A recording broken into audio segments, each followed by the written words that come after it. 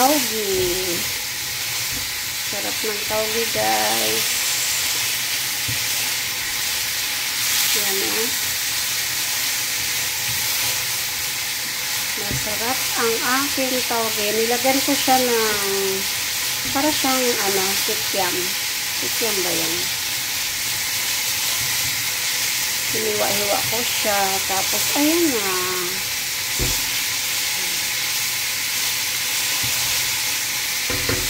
Sarap. Hindi ko nilagyan ng tofu. Wala pa akong tofu. Dapat may tofu yan.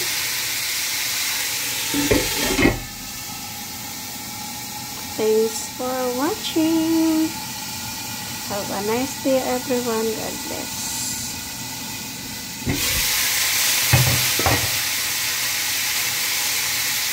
Okay na yan. Luto na yan.